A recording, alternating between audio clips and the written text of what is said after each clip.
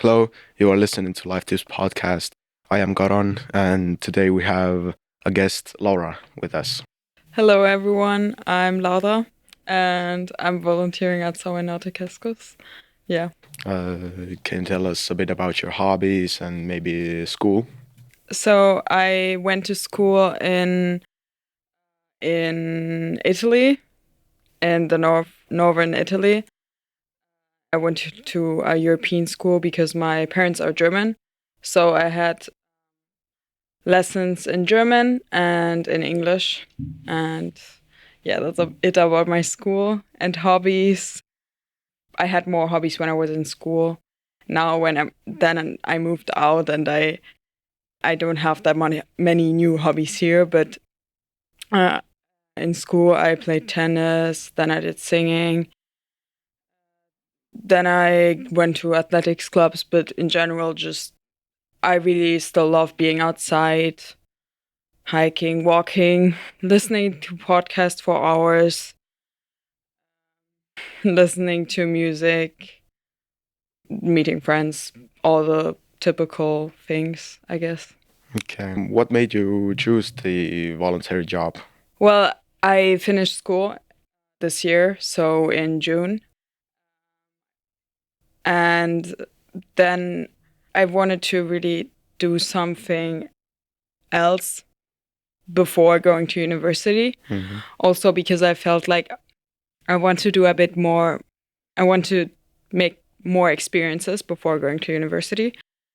Of course, I knew I'm going to have experiences also in university, but different kind of experiences. And I chose Estonia because it was a country I've never been to, and there were a lot of opportunities to do volunteering, and especially because I did it via the European Solidarity Corps. Yeah. I don't have to pay for food or transport in theory. And it sounded just like a really good offer that it's not like you can always do and you have to find the time to do it. And just after you finish school is a good time, I think. And yeah, and youth work, I chose youth work because of course there were other opportunities like working with old people or people with disabilities. I found all of them interesting, but I thought maybe youth work is a bit more fun and interesting and a bit more easy. Yeah. And I like it so far. So, since we're talking about youth work, do you enjoy working with us youngsters, and what are the pros and cons? Yeah, no, I enjoy it a lot. At the beginning, I think I was a bit not shy, but I was a bit unsure if it worked out if I speak English, and I thought that most people would speak Estonian, but then I found out that especially like the 15, 14, 13-year-olds, they speak perfect English. There's no difference to me, so it was no problem. And I think in general, the people that come to a youth center are all really nice, mostly. And so it was also nice to see that there's actually friend groups coming to the youth center, like you guys, your friend group. And you've been here for a long time, and I feel really welcomed by everyone. Also, not only by also by my Johanna, by the other youth workers, and my boss Ale, the boss of the youth center. He's also partly responsible for me. He was super nice, picked me up from the airport and everything from the beginning on. Do you have any kind of nouns or expressions about the first day when you came here and met your colleagues and all of the youngsters? Well, okay, there's 2 days where I arrived. Actually, the first day I went to Saue Noortekeskuse was the same day I arrived. I had a super early flight, so I didn't really sleep in between. So I was super tired when I arrived here in the morning, and I couldn't go to my apartment because it was still occupied, or I had to go to another apartment before. and we didn't. And then I couldn't go to that apartment. There were some issues, so Ada decided, let's just go to Saue Noortekeskuse, and yeah, and there I met like Johanna, and I think I also met Marcus, but I don't even remember, and Ada, yeah. But yeah, then the next day I actually came, and I was not so tired, and I don't know if I already met you, but I definitely met a lot of people. And then some days later, Ada even did a trip with me and took me to all the other youth centers, so that I could see a bit of like the other youth centers and the other youth workers and what they're like. Yeah. So, where do you think you'll be in about 5 to 10 years? Do you still see yourself working with the youngsters, or do you see yourself somewhere new? I don't think I see myself working with youngsters, but maybe with people. But right now I'm still like trying to figure out what I study. But I feel like I'm gonna be a long time in university. I'm gonna be like a long student. I'm gonna take my time. So I'm still in university in 5 to 10 years. Right now I'm thinking to study like law, which takes a really long time in Germany. It takes a really long time. It takes 10 years with everything. So Okay. And also, would you like to tell us something about yourself? Maybe something you want to ask me, ask about any of the co-workers, maybe? Maybe spill some tea a little? spill some tea. But that's a different thing, spilling tea and asking someone something. Asking for tea then. Asking for tea. How long did you come here? I don't know, but that's not really tea. Maybe I ask that, and then if I think of something I want to ask, so how long did you come? I have visited Saue Noortekeskuse for maybe about 4 years. And when I was here, then we had many different employees. We had Kaarel, we had Monika, we had a bunch of different people. Only one since that time is still Üllar. Oh, okay. And after that came Markus, then Johanna, and we have had many volunteers like Lennart. Yeah. Yeah, yeah. And since we're already talking about different workshops, can you tell the people what maybe you have done already, since they might not know? Okay. Well, so I did two like bigger workshops. Otherwise, it wasn't really like me planning everything, and it wasn't really a big thing. But and the first one was doing candles, like melting wax and then doing candles. I did that because we also had some old wax, and then I bought also new wax, and I cut candles and everything. I prepared well, but the problem was that I didn't try it out before, really. I tried it out at home years ago, but obviously you can't really compare that. That's why it was a bit messy, and I took a long time to actually melt the wax and everything. But you were there, and you helped me melt the wax, and Johanna was there and helped me like occupy like the time of the children, Yeah. who I already told to come later, because because the melting took longer. Yeah, it was a bit, and we had to get like glasses from Lagde, so or Lagde, I don't know how to pronounce it again. Lagere. Yeah, genau, that exactly that. But yeah, it was really fun. So I had a fun day, and yeah, I was definitely happy that I got help from like other people. But I mean, next time maybe I do something where you like know a bit better how it works, like you've done it many times or something, or it's easier than that. But yeah, and then another. Should I tell about another workshop? Yeah, sure. We did tiramisu, which is a dessert from Italy. And yeah, that was really fun, and I think it went better. And it was really fun. It was Marcus also filmed everything. which also added also to the fun factor. And this time it was also only for the older kids, which I was a bit, no, the smaller kids can't participate, how sad for them. But at the end it was enough messy, it was enough, like, it was messy enough, I mean. And yeah, and it was fun. Okay. And next day we ate the tiramisu, which was good, even if it was without the amaretto. But yeah, we obviously can't add it since it's a youth center. It's a youth center. I know. I know. Yeah, but it was still good. Yeah. So, do you also have anything else similar to that planned, or maybe even bigger projects? So, I'm gonna do cannelloni. I want to do cannelloni, which is also one of my favorite, like, Italian dishes, which I ate a lot at home. I don't know if I can do it also with the small kids. I still have to decide, but...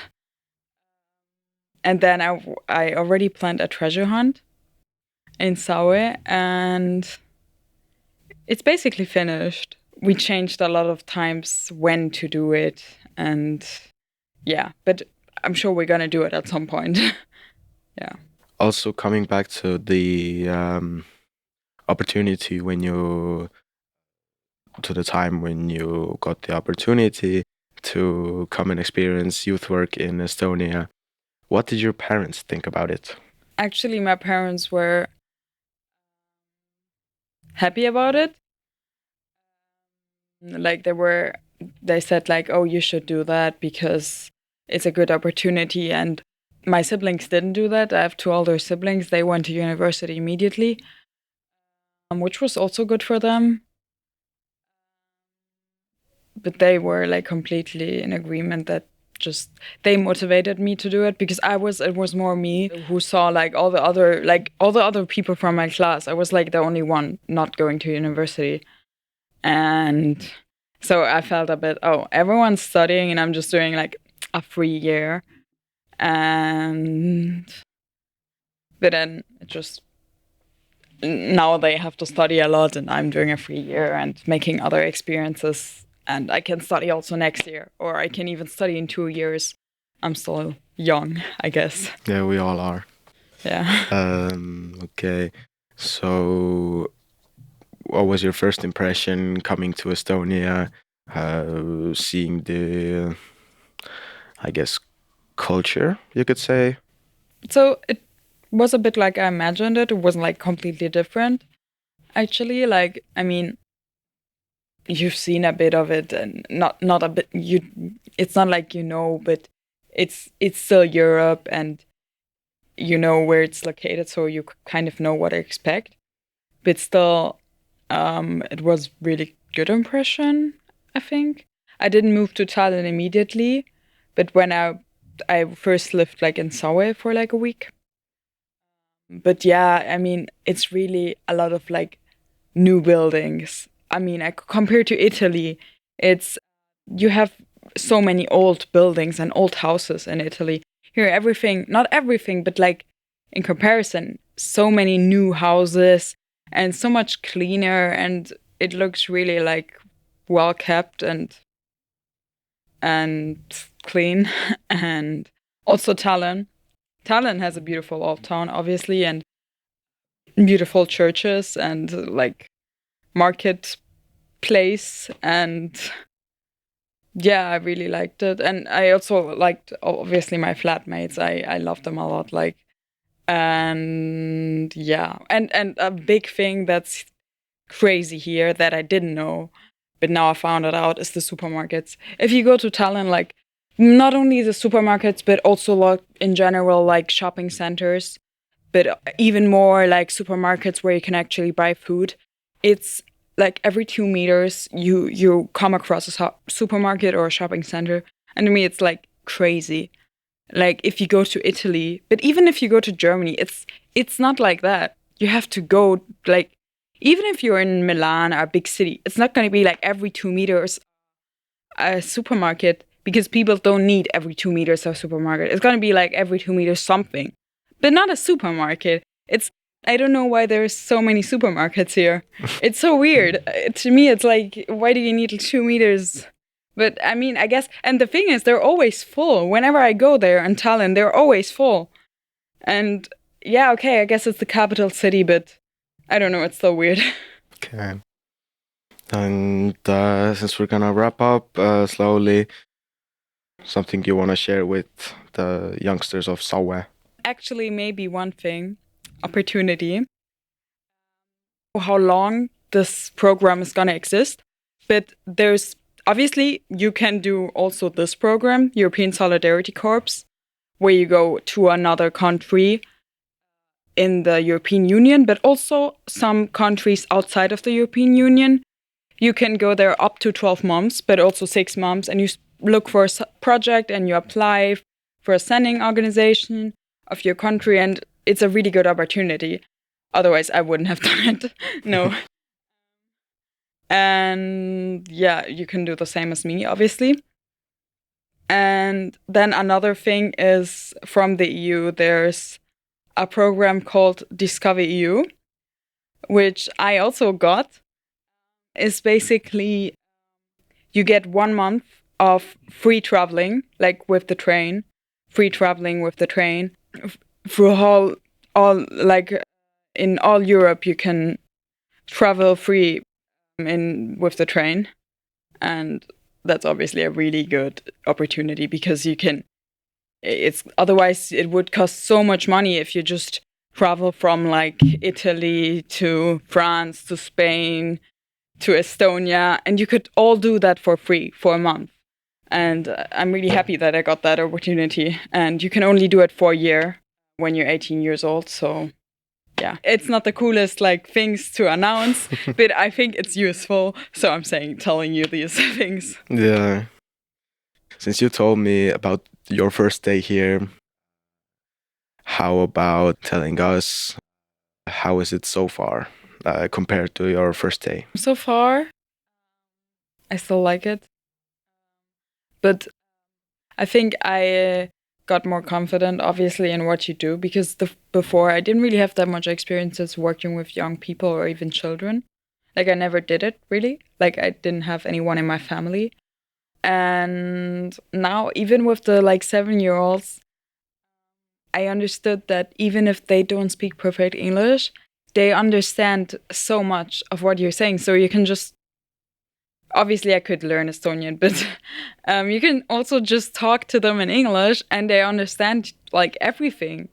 And especially easy things like hide and seek. Everyone knows how to say hide and seek. And if they want to play hide and seek, we can play hide and seek and it's fun. Or play cafe or draw. Like they know these words and they know the important words. And it's also really nice that I can find connections with the younger kids too. Okay.